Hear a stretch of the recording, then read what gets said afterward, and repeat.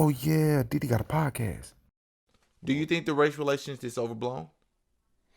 With black people and white people, no. I think what we're seeing now, a lot of the youth, 30 and under, um, this is the generation that was listening to the Chronic album, which when I remember when that Chronic album came out, that was taboo in a white household.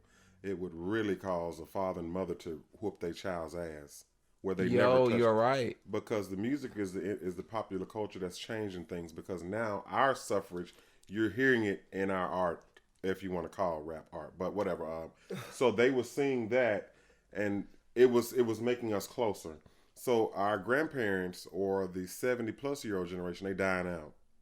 So now we are left to talk, or y'all are left to talk, because I think I'm in a slight different generation from y'all from Yeah. a few years. But y'all are now talking, and it's easy for y'all to bridge the gap. And me and Nicolette was having this conversation. It's going to take a lot more Europeans standing in the gap for us. Meaning, if it does come to this relation where it has to get to physical, they need to be in the forefront of this if you really care about our cause or not. So Explain to me what that means. I'm not sure I follow. if there is a civil war and we got some of us that want to play in it too, black folks, we don't need to be the first ones in there. We don't need to be another Crispus Attucks, who was the first black You man think killed our in the Caucasian Revolution. brothers and sisters need to be at the They have forefront? to stand in the gap, and for me, that would show, okay, you really do care about my uplifting as a nation of people. I agree. But where we at with this thing right now, I still think we far from where I guess my mind would think it would be, but Where it should be. not necessarily where it should be, because I don't promote violence. But the race relations, it has work to be done on it, if that makes sense. We have to do a lot more communication.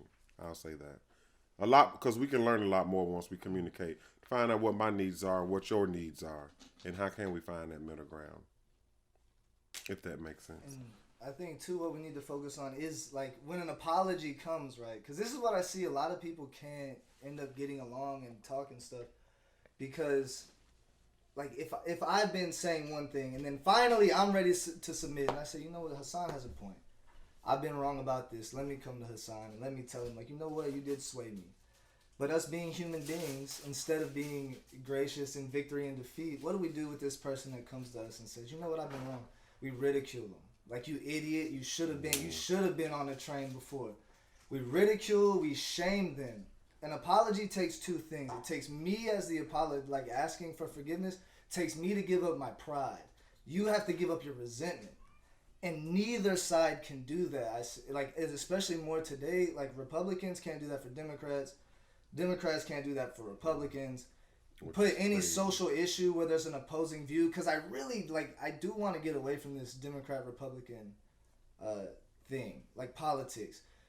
Because it's so easy, because us being human beings, we like to categorize things. And it's easy to just lump people into these groups.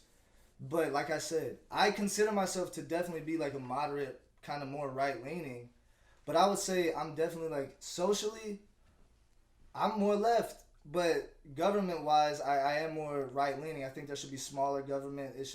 We should be pretty clear on what the government can and can't do.